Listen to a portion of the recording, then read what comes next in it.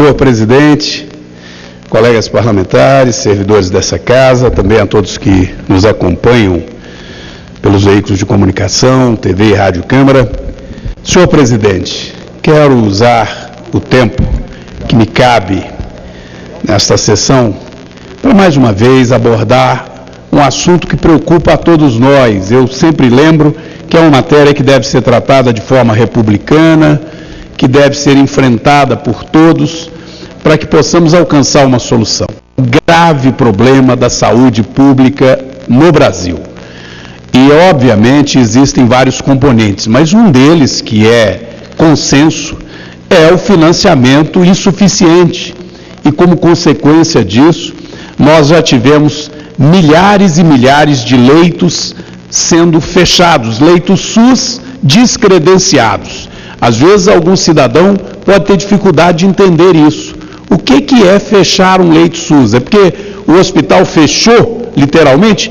Infelizmente, em alguns casos, chega a essa situação de calamidade. Mas, muitas das vezes, é uma instituição privada ou até filantrópica que toma a decisão de descredenciar os leitos, até porque os leitos de um prestador de serviço para o SUS, eles não são literalmente públicos.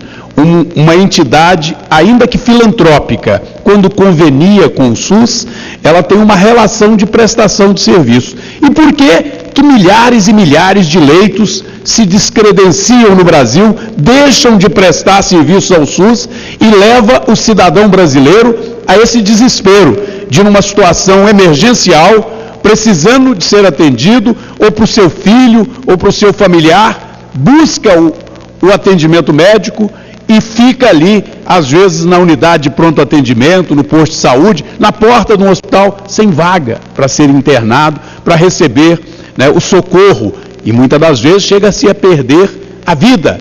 Portanto, é calamidade, é gravíssimo. Por que descredenciam-se tantos leitos ao longo dos últimos governos, ao longo de mais de 10 anos? Isso foi aumentando, e já são milhares e milhares de leitos descredenciados. Porque o governo federal não aplica aquilo que nós entendemos que deveria de aplicar em recursos da saúde e, portanto, não corrige a tabela que remunera o hospital pelo serviço prestado. Muitas das vezes o custo para se manter um paciente internado, tratando uma pneumonia, uma criança desidratada, o custo para salvar aquela vida é muito maior do que o SUS remunera o hospital. Então o hospital literalmente paga para trabalhar para o SUS e chega no final do mês, não tem dinheiro suficiente para pagar os servidores e com isso começa a fazer essa opção de descredenciar, dizer não, eu só vou atender convênio, só vou atender particular. E a tragédia se abate sobre a vida do cidadão. E qual a solução para isso?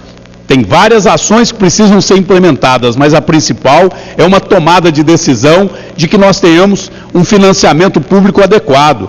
O governo federal é quem menos investe em saúde pública no Brasil. Os municípios hoje já respondem por no mínimo 15% de toda a sua receita aplicada em saúde pública. A maioria aplica bem mais de 20%. Os governos dos estados, no mínimo 12% da sua receita. O governo federal teima em manter uma regra perversa que nós tentamos mudar quando aprovamos aqui a regulamentação da emenda 29, quando nós aprovamos a regulamentação da emenda 29, definindo o que é investimento em saúde pública e os percentuais para município e para estado, tentamos aprovar 10% das receitas da União sendo aplicadas, 10% de tudo que a União arrecada sendo aplicado em saúde. A base do governo, o governo da presidente Dilma não concordou, não permitiu, não se aprovou. Agora existe aqui nesta casa um projeto de iniciativa popular, teve o apoio de segmentos da Igreja Católica, de outras denominações religiosas, teve o apoio de diversos segmentos políticos. Nós lutamos na coleta de assinatura, mais de 1.600.000 brasileiros assinaram, o projeto está parado, o projeto propõe 10% de investimento em saúde. Por que eu relato com preocupação isso? Que enquanto nós não tomamos essa decisão, perde-se a vida de milhares de brasileiros. A gente tenta amenizar a situação. Eu e outros colegas parlamentares, eu mesmo, E agora já temos, inclusive, de maneira clara nas emendas parlamentares, definindo que no mínimo 50% das emendas são para a saúde. Eu já vinha fazendo isso antes, não só para Santas Casas, para o Hospital São João de Deus em Divinópolis, para o Hospital São Judas em Oliveira, para Santas Casas em Lavras, em Bom Sucesso, em São Tiago, em Resende Costa, em todas as cidades que eu atuo, lá no norte de Minas, em Salinas, em Itaiobeiras, em Diamantina, em todo o centro-oeste mineiro, em todo o Campo das Vertentes, em São João del Rei. Isso ameniza as emendas que nós mandamos e que agora estou aqui em Brasília cuidando para que sejam pagas, para que sejam liberadas. Mas não resolve definitivamente. É preciso ter um financiamento garantido de forma planejada.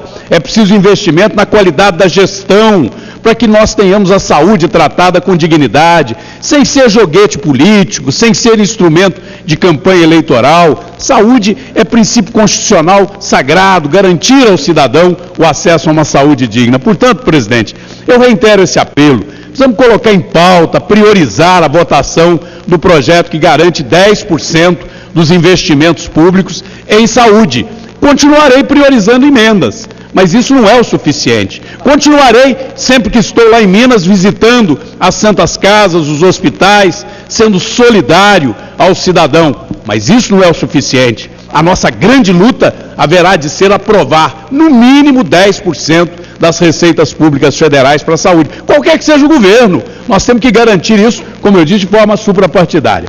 Eu encerro pedindo que seja registrado nos anais de comunicação, na Voz do Brasil, para que esse nosso apelo, ele possa ecoar em todo o Brasil, para que essa marcha, essa luta para investirmos no mínimo 10% em saúde, possa, na retomada do ritmo normal de trabalho dessa casa, estarei aqui todos os dias. Tenha jogo de Copa ou não, eu estarei vindo a Brasília toda semana. Mas eu só acredito, provavelmente, depois da Copa do Mundo. Vamos priorizar a saúde. Muito obrigado. Muito obrigado.